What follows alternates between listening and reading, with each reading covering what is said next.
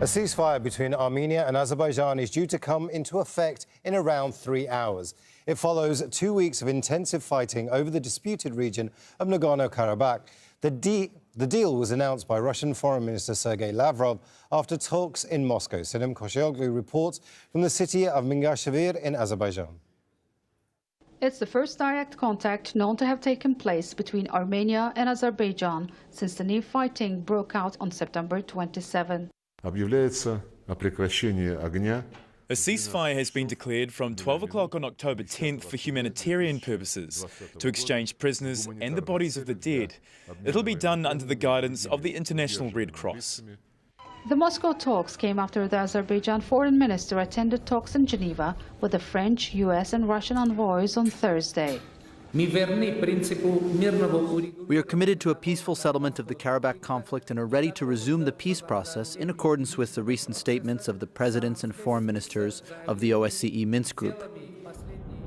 But just as the talks in Moscow began, the Azerbaijan president Ilham Aliyev said there could be no peace if Armenia continued to insist that Nagorno-Karabakh was part of its territory.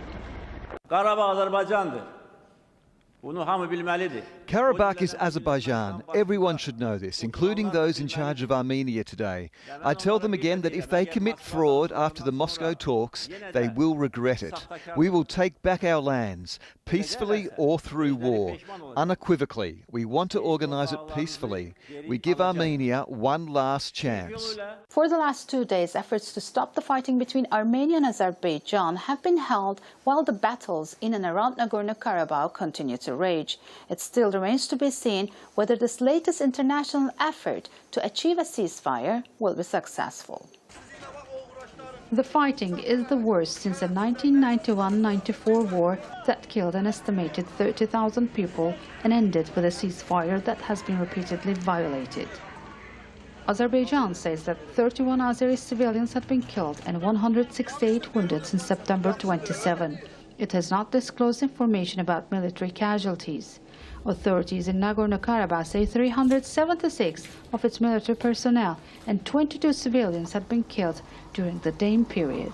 Sinem Koscioglu, Al Jazeera, Mingashevir, Azerbaijan. Alexandra Stoyanovich-Godefroy has more on the ceasefire announcement from Moscow.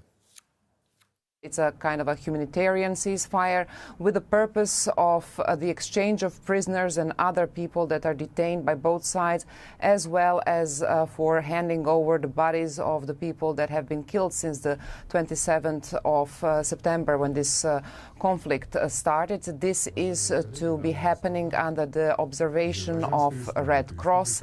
He also said that the parties agreed to start substantial negotiations, and he also said that the parties agreed that the format of this negotiation is not going to change, which I think means that it will stay within the OSCE Minsk group co-chaired by Russia, France and United States, a group that has been established in the 90s to end the original conflict that has been frozen since then.